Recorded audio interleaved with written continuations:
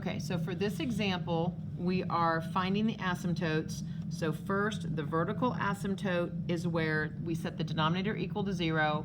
I factored it, and I got x equals -3 and x equals 1. So I'm going to go to my graph, and I'm going to plot the vertical line, x equals 1, and 1, 2, 3, -3. So now I need to find my horizontal asymptote. So that is the highest power of x on top, which is just the 4, or the -4. And I have x squared on the bottom. So anytime I have more x's on the bottom, it's going to reduce to y equals 0. Because the horizontal asymptote comes from when you plug in huge numbers. So if I take -4 divided by 5 billion squared, I basically get 0. So whenever your degree on the bottom is more than the degree on top, y equals 0 is your horizontal asymptote. So you've got a dotted line right there on the x-axis. So now I'm going to plug in zeros to find my x and y intercepts. So if I plug in x equals 0, then I get -4 over -3. Because I have 0 squared plus 2 times 0 minus 3, so that's just 0 minus 3. So I get +4/3 when I plugged in 0, so that is my y-intercept. So I'm going to go to my graph, and I'm just going to estimate it. It's just a little bit more than 1. Then I'm going to plug in 0 for y, or try to. If I plug in 0 for y to find my x-intercept, I'm going to set my numerator equal to 0, and I can't make this 0. There's no x in the numerator so that I could get 0. The only way a fraction can be 0 is if the top is 0. 0 divided by a number is 0. And I can't make 4 0. So this is always going to be some number besides 0. It might be 0.000001, but it will never be 0. So I do not have an x-intercept. Which also means I don't need to check for cross points because my horizontal asymptote is my x-intercept. So if I don't have an x-intercept, I also don't have a cross point. Remember, a cross point is where it crosses the horizontal asymptote. So I need to figure out what this does. I don't have very much information now. So I need to plug in some points to see what's going on.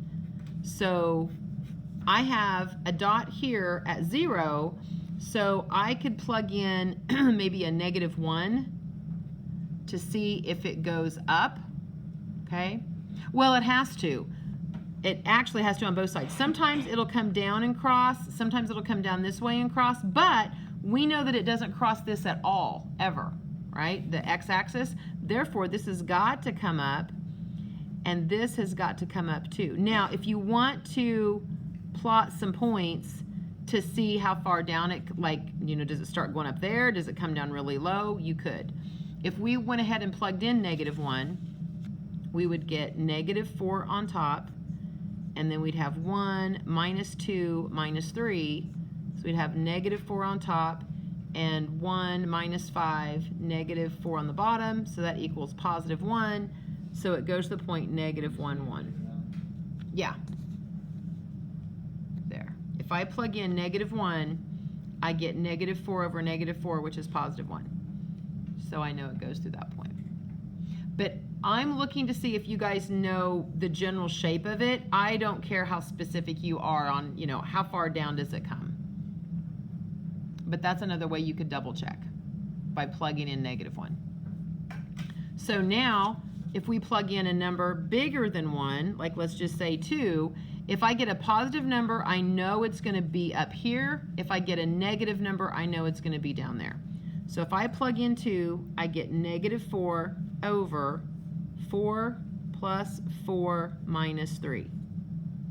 So that's -4 on top. 8 minus 3 is 5. So I get -4/5. So 2, -4/5. And that one dot is enough to tell me that it does this and this. Any questions about that so far? so now I need to plug in one more point that's smaller than -3. So let's say I plug in -4. So that gives me -4 over 16 minus 8 minus 3, which is -4. Sorry, let's see this.